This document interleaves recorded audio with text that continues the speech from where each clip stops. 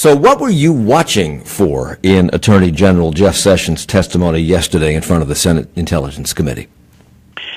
Well, broadly, how he answered two large baskets of questions. This is an enormously complicated issue, but you can throw all of the issues into one of two baskets. Basket one is, what did the Russians do to attack our democratic institutions, to undermine our democratic process, to hobble the United States domestically and therefore make it weaker in the international system? And there's a whole series of questions related to that.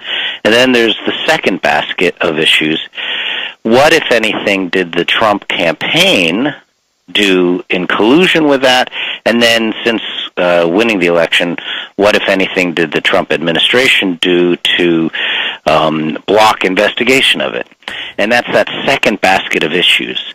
And the problem is that the media and, frankly, the administration has been preoccupied with that second basket of issues and has missed focusing attention on the first basket of issues. And what did you take away from yesterday's testimony? Did Attorney General Sessions' testimony shed any light on either of those baskets of issues? Not really. He made it clear that he rejected the allegations or insinuations that have been circulating in the last week since Comey's testimony. The insinuations that Attorney General Sessions was himself not fully candid or may have not fully implemented his recusal. And that's a second basket issue kind of set of questions. And Attorney General Sessions denied the allegations, but then was very careful about providing corroborating evidence, because he said in order to protect the president's executive privileges, Sessions would not talk about private conversations he had with the president or inside the administration. So it was basically a he said kind of denunciation of the worst of what Comey implied last week. But that's all second basket issues. When asked about the first basket issues, he said that he took the allegations of what the Russians had did very seriously, and that it was a very serious problem, required lots and lots of action, and more action was required, but did not give much detail on the administration's thinking on the issue, and almost sounded as though he's never had a meeting about that.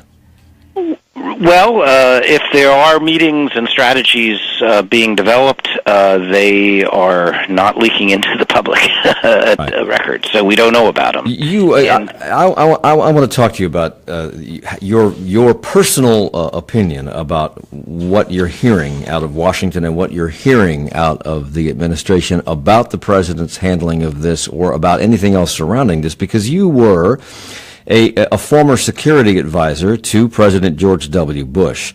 So talk about this. Is it normal for an attorney general to come before Congress, not invoke the Fifth Amendment, not invoke executive privilege, which is something only the president can do, but in situations where the president has not invoked it, to not answer the questions of congressional representation, of representatives?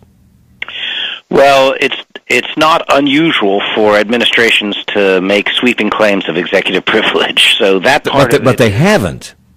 Well, they haven't explicitly, but they have been very careful to preserve the possibility of doing so, and that's how I interpret the caginess of his answers. And I also, because the charges in that second basket are so inflammatory, it's understandable that the administration focuses on them and is, angry in denouncing them. And it's even quite possible that when all is said and done, there'll just have been lots and lots of smoke in that second basket, but no fire. So, and here's my point.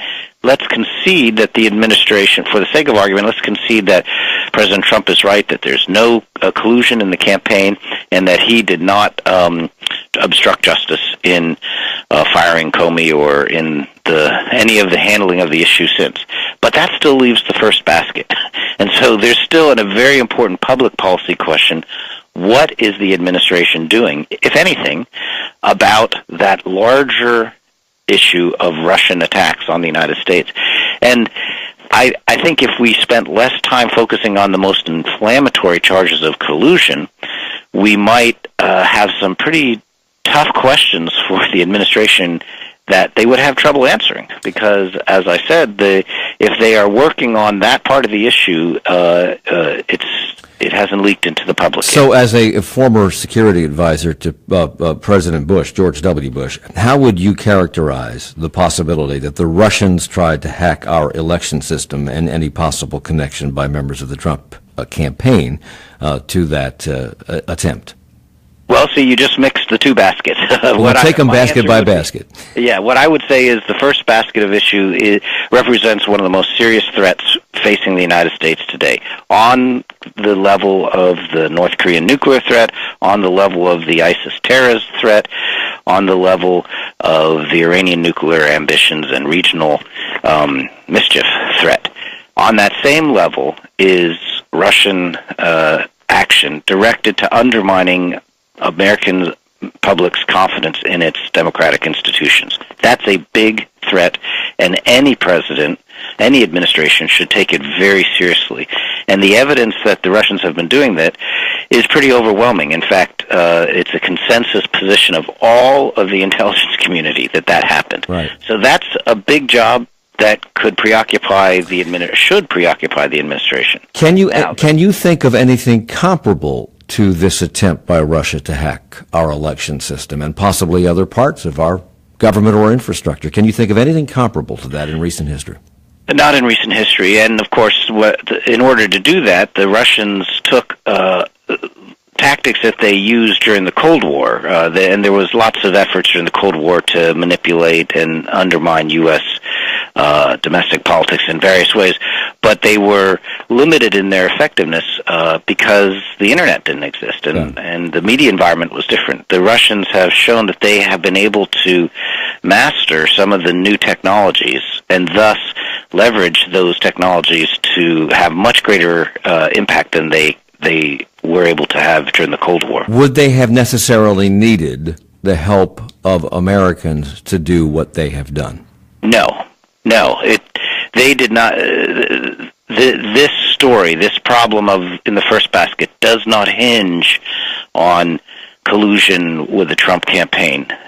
Namely, doesn't hinge on any answer in the second basket. It's entirely possible that President Trump is correct and that he is innocent of those charges in the second basket, but that still leaves the first basket of problems. Right. And we as a country have to be dealing with that first basket, and we've spent too much time looking at the second basket. My advice to the administration would be let Mueller look at the second basket and instead focus on addressing the first basket. So we only have about a minute or two left here, but as a national security expert whose responsibilities at the White House during the George W. Bush administration included national security strategy, does evidence of Russian hacking of state-by-state election systems, is it indicative of a deeper problem? Could they be poking around elsewhere?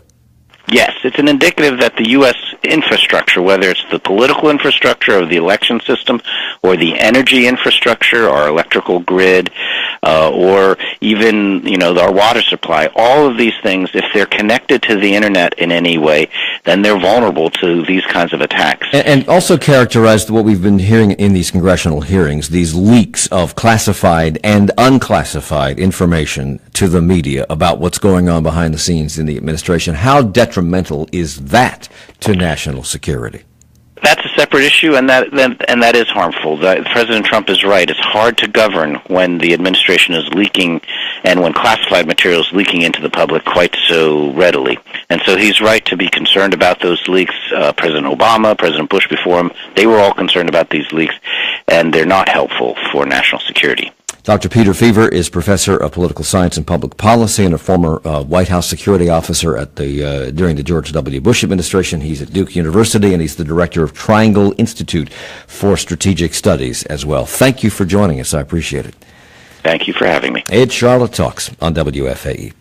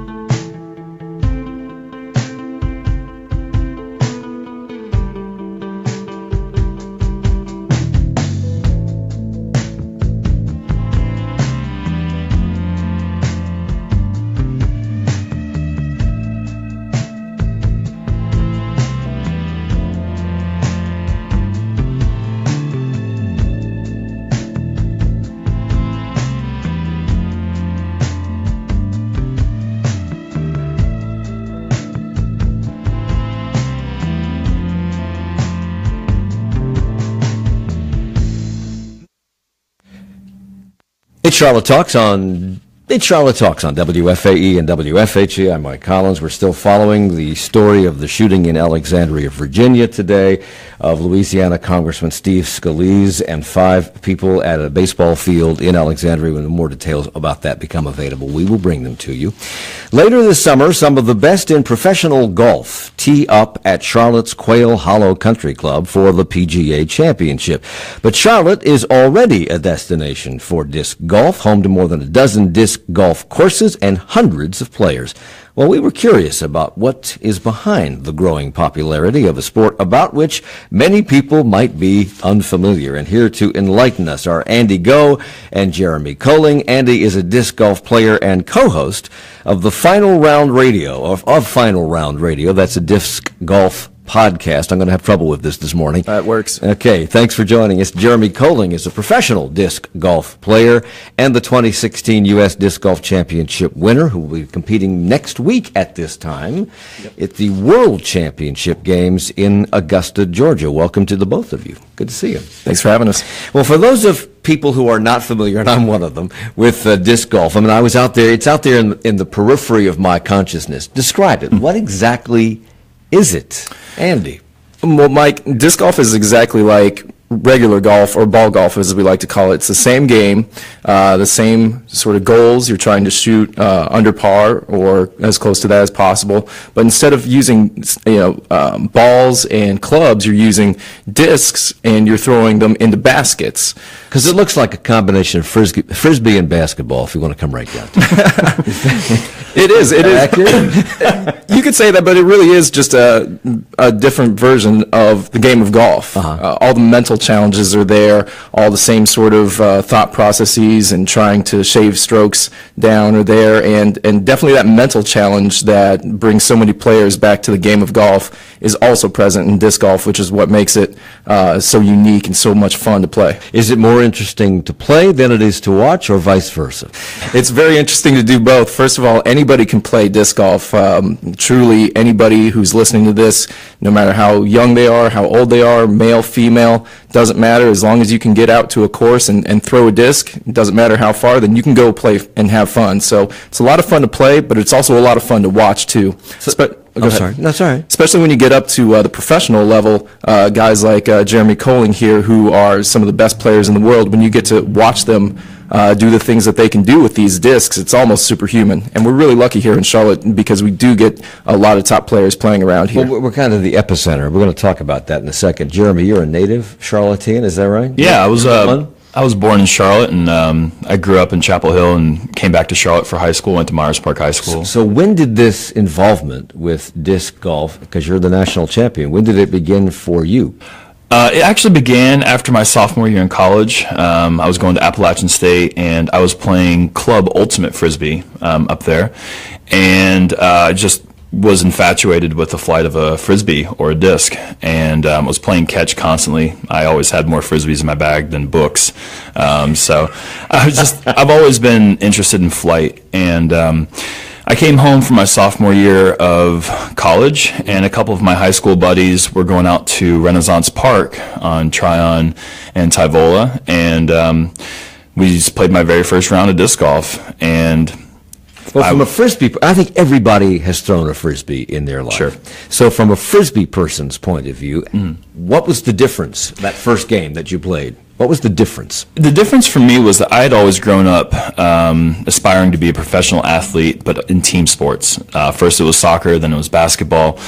And disc golf gave me a unique opportunity to play a sport where I was the one who was responsible for winning, losing, playing well, not playing well, etc. And it was a learning experience for me. I learned so much in my life in the last 11 years through playing this game. And I'm still learning. And for me, it's just a way of really understanding oneself and how to breathe and control situations that are sometimes out of your hand. I mean, there's so many things that I've learned, like I said, just through life, through the sport. Have you played ball golf, as you've called it? You can call it ball golf. You can call it traditional golf. I just call it golf. I mean, that's what it's called. Okay. Their golf, we're disc golf. And so have you played golf? I actually have. I've played a couple rounds. I mean, I am a novice. Is there a difference in the mindset when you play golf versus disc golf? You know what?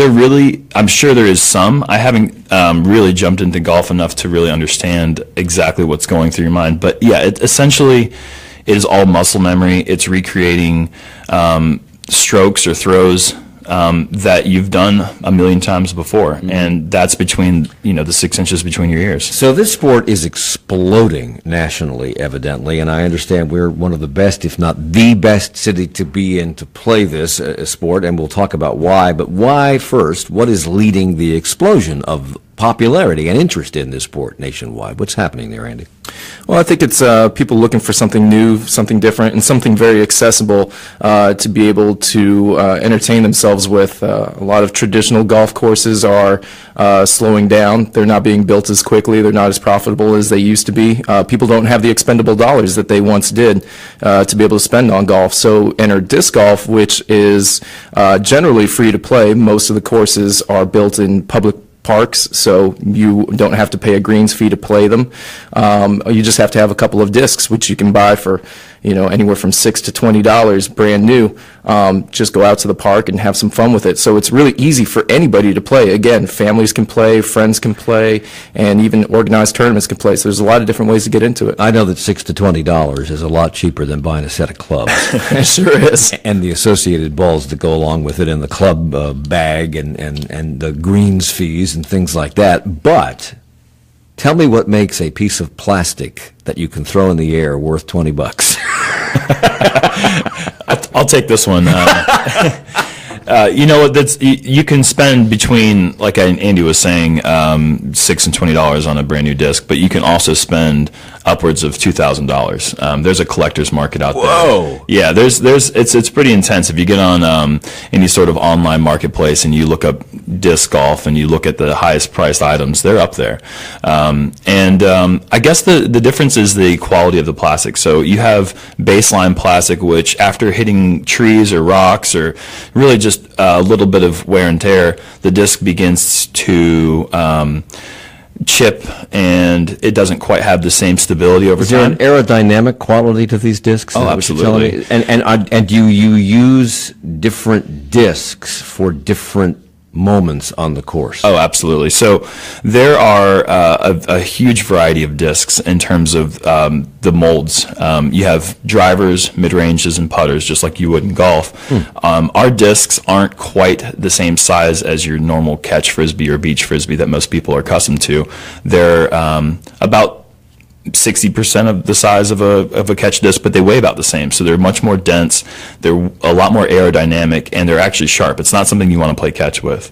And these discs are meant to fly different ways, go different speeds for several different types of shots. So instead of a golfer would change his club, right, depending upon the lie of the course and where the ball is and what he wants to achieve, whether he's going to drive the ball or he's going to putt the ball, etc.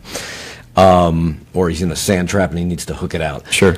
Is the same thing applicable in disc golf? Do you change the disc depending upon where it lands on the course and where you want to go to next? Is that how it works? Absolutely. So, just because you have a driver doesn't mean that you have to throw that off the tee. You can throw putters that go straight, mid-ranges, which curve a little bit, and drivers, which curve a lot. There's shots that are meant to roll. You have overhand shots, which do a kind of a barrel roll in the air, and they all have different. There's different reasons for throwing different shots. So yeah, if you're in the trees or if you're in a bad spot, you need a disc to go left or right or straight. There's something for everything, and so the creativity is one of the really unique parts about the game. Charlotte, Andy, has been described as a mecca for this sport, and I'm curious as to why, number one, and number two, how did it happen? Well, the why. Well, let me start with this. Charlotte is one of the best cities in the world for disc golf because it has the highest density of championship-level 18-hole courses within an hour's drive of Uptown than any other city anywhere. Wow. There might be cities with better courses, but they're fewer and farther in between. There might be cities with more courses, but they're not as good. So Charlotte has that really good sweet spot between having quality, top-level courses that'll challenge guys like Jeremy Koling here, and also having enough of them to where you can have your choice to play at any time. How did that happen? It's happened over several years. Two of the biggest reasons why are a great relationship between the Charlotte Disc Golf Club and the Mecklenburg County Parks and Rec Department. In fact, on our podcast, if I can get a little plug, we will actually talk to Peter Cook of the Charlotte Mecklenburg County Parks and Rec Department on our next Final Round radio podcast about that very relationship that allowed the partnership to grow and for Charlotte Mecklenburg to be able to devote as much space as they have to public parks. So there's that relationship, and then one fellow's name comes up a lot when you talk about this and you read about it. Stan McDaniel. Oh, jeez. He designed the. Is that a good thing or a bad thing? It's both. Okay. No, it's mostly. It's very good. It's great. He designed. That sounds disingenuous. No, it is. It really is. He designed the Renaissance golf course, which has been described by DGCourseReview.com as a monster of a course. Yeah. What makes it a monster? It's a monster because it is, and especially in the summertime, it's overgrown. It's hard for the park to get out there and always clean it up in terms of the overgrowth. And if you're off the fairway, you are in some thick brush, and it's difficult because it's a par 70. A lot of people, when they think of disc golf, if you ever have heard of it before, you might think all par 3s and just a walk in the park. Renaissance Gold is nothing like that. Who decides on the par rating of a particular hole? Oh man, you're getting into a big discussion here, Mike. Par is really based on the loose definition of par is how many strokes it takes to get from the teeing area to the putting area plus one stroke for par. So if it's a par 3, then you should be able to access a putting area within one throw, be putting for your birdie, and allow for one miss and then one extra throw for par.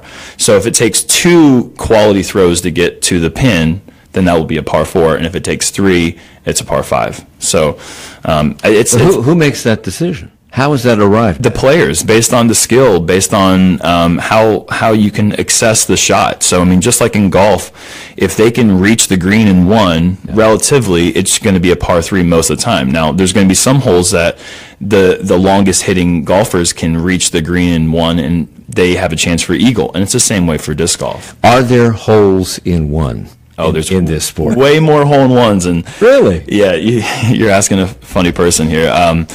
You've done this many times. Well, more so than me doing it, I've actually been I've been on ESPN in the background for several aces, and it's kind of become a online phenomenon that anytime there's an ace, Big Jerm, which is my nickname, I'm always around. And my other nickname is the bridesmaid because I'm never the one getting the hole-in-one. And so, yeah. It's funny that you bring that up because that's kind of a pretty interesting phenomenon. Disc golf has actually been on ESPN several times in the last couple of years for hole-in-ones. Do they whisper like they do on CBS for the disc golf culture is a little bit more rowdy. The fans, one of the things that's so amazing about the sport is how accessible it is. If you come out to a competition, you'd be amazed at how approachable the professionals are and how close you can get to the action and really communicate with the players themselves. And I think that that's one of the things that makes disc golf so interesting is that the professionals aren't out of reach. They're not like these characters or these figures that are above life. Like you can really engage with these people and really get to know them well on a personal level. So there are 17, I'm told, disc golf courses that are sanctioned here in Charlotte by the Charlotte Disc Golf Club. What's required to achieve that recognition? Jerm, can you answer that? I just think that if it's in the Charlotte area, the club will take responsibility for upkeep, and I really don't know what else it takes than really just being in the Charlotte area. Regular golf courses, they like to tout, particularly big courses, famous courses, they like to tout who it was that designed them, and a lot of thought goes into designing the golf course to make it challenging and to make it difficult to play. And is the same true of these courses?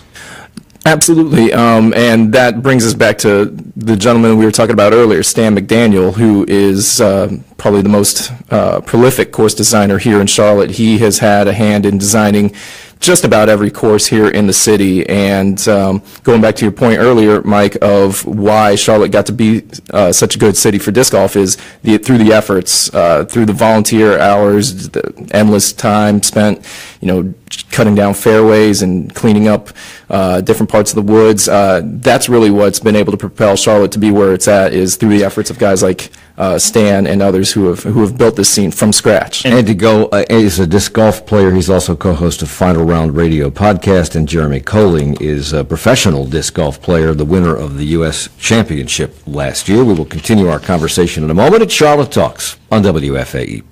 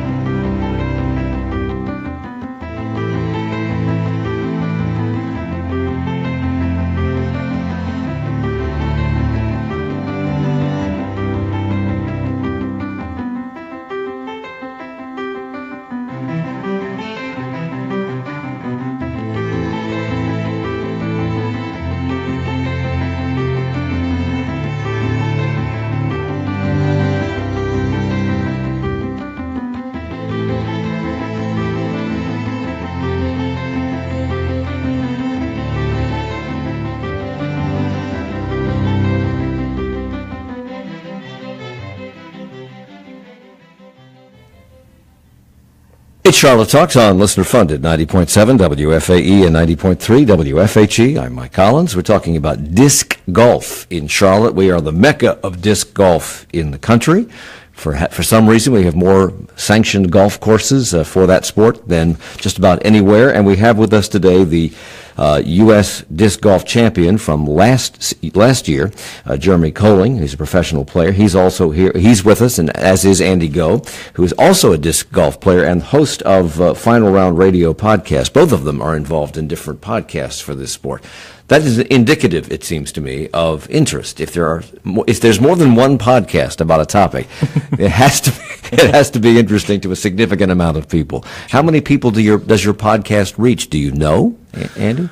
Oh gosh, we get probably about 20,000 people in a month listening to the show. On average, yeah.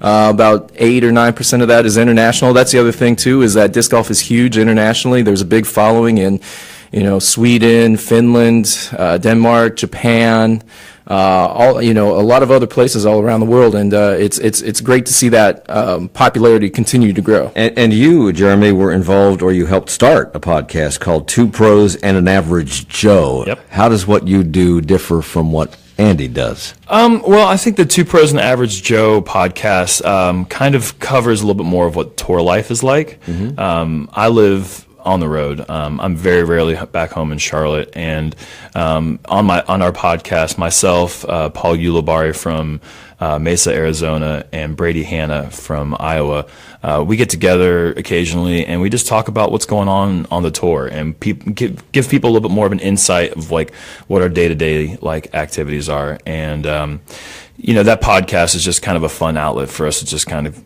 get some content out there and let people kind of connect with the professional side. If you live on the road, that tells me there's money to be made playing this sport if you're at a certain level, which obviously you are. You're at the top of your game and the top of the game. You can make a living at this? Oh, absolutely. That's probably the number one question I get when people ask, what do you do for a living? And I tell them I play disc golf. And they said, you can do that for a living? And, I have to explain this several times a week, actually. And yeah, you absolutely can. I mean, just like any sport where there's an entry fee, everyone puts their money in, and then there's a pot. And the tournament directors will raise money for events. And so part of my earnings are through tournament earnings, and then the other parts are through sponsorships and disc sales that have my brand on it. So it's like any other sport. If you're really good at it, the people who make the frisbees or the discs want to have you throwing their brand, of course, wearing their emblem on your clothes when you're playing. It's just like golf. Sure. Where do you go? You're always on tour. You're never here. So where are you? Where do you go to play this game? That's the question. I mean, this game has taken me to Australia, New Zealand, Finland, Sweden, Denmark, Estonia, and all around the country. I mean, I just came back. It sounds more popular than golf, or more ubiquitous than golf. It's incredible. I mean, to be able to do what you love and travel around the country and the globe doing it is it's a dream come true. So I mean, to be able to just travel, it's amazing that people can do what we do. Do you have a favorite course? Yeah, I do. Where? It's in Stockholm, Sweden. Actually, it's called Järva. And my favorite course in the United States is probably Maple Hill in Massachusetts. But now wait a minute, we're the Mecca. We are the Mecca. We're like Andy was explaining earlier. Like there's a ratio, kind of like how you kind of interpret Mecca is up to you. Some people, there's plenty of places in the United States that have a lot of courses and a lot of good courses. I think that we have the most good courses, and we don't necessarily have my favorite course, although Hornets Nest Park and Renaissance Park are two of my top favorite courses. We just have such a plethora of courses and such a different, we have options from very early beginner skill set to championship level like courses that still give me a tough time. What makes a champion in this game? What sets you apart from the guy who goes out and plays as much as he can. If I put this on the air, then people are going to know the secret, and I don't think that I want that. Secret sauce. No, I think that it really just comes down to confidence and acceptance of things that take a lot of time to really learn. I mean, the mental game is the hardest part of the sport, just like golf, just like a lot of sports. It's the mental capacity of the player, how they can perform when the time comes, end of an event where there's people tracking you down. It's hard to match your heart rate to what it's like when you practice and be able to do the things that you do when there's no pressure on the line. And I think that what sets the champions apart from just the average player is just confidence in oneself. I mean, just like many sports, it's just all about having that confidence that you are going to do what you need to do at the right time. I could be wrong about this, but you can set me straight, Andy. It seems to me that this is a kind of sport that is attractive in part because almost anybody can play it, young or old, rich or poor, male or female, because it's not an expensive sport to play. There are no greens fees, as somebody pointed out in some of the things that I read yesterday. Most of the courses are maintained by tax dollars. So is that the case, that everybody's playing this? And when a national or an international competition is going on, is it strictly men against men, women against women, or is the field mixed? There's different levels that you can play at between the genders. Each gender has a open field, which is the professionals. There's also intermediate and advanced and recreational as well. So if you're somebody who is just getting started playing disc golf, maybe have thrown only 1 or 2 rounds, you can still go out and play in a PDGA sanctioned tournament as a rec player, which is really just kind of a for fun sort of thing, which keeps your score. And you'll be able to get the full experience of playing in a tournament, having your round scored officially by the PDGA. So not only is it accessible to play casually, it's accessible to play on an organized level as well. The real money in most sports comes from television. At least traditionally it has in the modern era come from TV because of the TV rights. Is that happening to disc golf? Disc golf is getting on television, but mostly in the form of highlights, specifically hole-in-ones on ESPN Top 10. But we're not getting tournament coverage on cable TV, on network TV. Basically, the way that we're growing so fast is through YouTube. There are a lot of producers right now that are going out and filming events. Typically, the lead card will have 2 different people filming it, and by 2 different people, I mean each crew has 3 people, and they're filming it from different angles. And these YouTube videos are getting upwards between 50,000 and over 100,000 views per video, and so that's where we're getting most of our content out there in the world. Is just through YouTube. Is that increasing the participation of other people and the interest in the sports by people? Absolutely. It's I've been playing for 11 years, and when I first started, there was nothing on YouTube. There was basically a very, very basic instructional video, like what is disc golf, and some guy just throwing a frisbee around, and it wasn't really professional at all. And now there's hundreds of thousands of videos, I'm sure, on YouTube. So has this changed the level of competition? In other words, 11 years ago when you first turned pro, Yep. was the competition less then than it is for you today? There were great players back then that were probably just as good as the players are now, but there's way more of them. There's way more of them, and they're coming out of the woodworks from everywhere, especially Europe. It's the fastest growing sport in Finland. And when you go to the sports stores, disc golf is in the front window on display. There's disc golf in large box stores here, like Dick's and some places in Walmart, but it's kind of in the back and you don't really see it. It's up front in European sports stores. And Finland only has a 5 million population.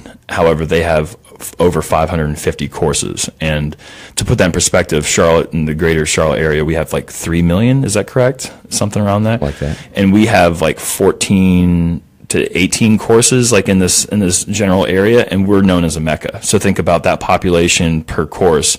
They have so many courses over there. So, Did you have a job after college? Seriously, did you have a job after college, and this was a hobby that now you have taken you've taken it on as a full-time job as a professional player, or yeah, so I've done a lot of odd jobs. I worked at Moe's Southwest Grill for a little while. Welcome to Moe's. And I basically just done freelance stuff. I also do graphic design, which kind of supplemented my income when disc golf wasn't paying the bills. So when did you know, I can do this and make money at this? I don't need to be at Moe's anymore. When did you know that? Pretty early on. I started playing disc golf in May 2006, and I won the 2008 Amateur World Championships in Kalamazoo, Michigan. When I won that after playing for essentially a year and a half, and also was in college for a semester where I couldn't play, I realized that my game was growing at a really fast rate, and I knew that it wouldn't be long before I could compete. Well, you won that in 2008. In 2009, you turned pro, and you were named the Pro Rookie of the Year in 2009. You've won 12 Worlds and USDGC Distance Champion titles. We'll talk about what that means in a second. And the 2016 Utah Open Champion, plus the National Championship last year as well. What do you think makes you so good at this? Is it athleticism? Is it the fact you're a pretty big guy? Is it physical strength? Is it mental? Obviously, you talked about the mental aspect of this. But how big a role does physical strength and size play in your being so successful? Man, disc golfers really show up in any shape and size. I mean, there is a prototypical size, which is kind of the tall, lanky, long arms, which allow the player to generate a lot more torque into their throws so they can throw further. But yeah, generally athleticism is going to be what sets the great players apart from the not so great players. However, there are some guys out there that aren't in the greatest shape that just they have a lot of finesse, and they can compete because they can make a lot of putts and throw the disc where they want to throw it. And well, I guess what sets me apart, I mean, my physical attributes, I'm 6'6". I've got a 6'8" wingspan. We call that the ape index. If you're wider than you are tall, then you can generally throw things with more velocity. And that's true for pitching and for quarterbacks and definitely true for throwing frisbees. So that's always been a physical factor that has set me apart. And Andy, you play, but you've kept your day job at the Beckler. That's true, yeah. I'm not quite on Jeremy's level, so I'm not going on tour anytime soon, but I still do love to play. Yeah. How often do you play? Probably on the weekends, once or twice a week. And is it like golf? Do you put together a foursome, or do you just go out and play by yourself? How does it work? It's really however you want it to be. If you want to go out to a course and play by yourself, just be alone, walking out in the park and counting your shots, then you can do that. But you can also call up your friends, post on the Charlotte Disc Golf Facebook page, grab a couple of people to meet you up at the course and go for a round. So it's you can really get out of disc golf whatever you want to. If you've never played before, where would you start? And can you start with the frisbee, or do you have to go and buy an actual? Don't start with a beach frisbee. Okay, not start with the frisbee. That'll not give you the desired results. It's a lot harder to throw, and you also kind of look. Well, first things first, you got to get your stuff. So you're going to want to go to a disc golf store. Fortunately, Charlotte has one. It's called Another Round. It's a Nota, and you can get your first discs there. They have used discs if you don't want to buy a brand new disc, so you can get discs at a cheaper cost. And so after you have your discs, do you need a tee time at these public courses, or you just show up? Absolutely not. You just show up. Yeah, you show up and you see what's out there. Like Andy was saying, you can go out there, play by yourself. If there's a group playing, I remember when I first started playing, I would just go ask people, "Hey man, can I join your group?" And I just would start playing with people, and that's what I enjoy about the sport. The national championship was in Rock Hill last year, and you're playing in is it the World Championship next week? This coming week in Augusta, Georgia. In Augusta, Georgia. Yeah. Well, good luck with that. Thank you. I hope you do well. I hope you win. Jeremy Koling is a professional disc golf player, a winner of the U.S. National Championship last year. Andy Go is a player and the co-host of Final Round Radio. It's a podcast that you can download at your favorite podcast location. Thank you all for being here. Appreciate it. Thanks for having us, Mike. It's a pleasure. Thank you.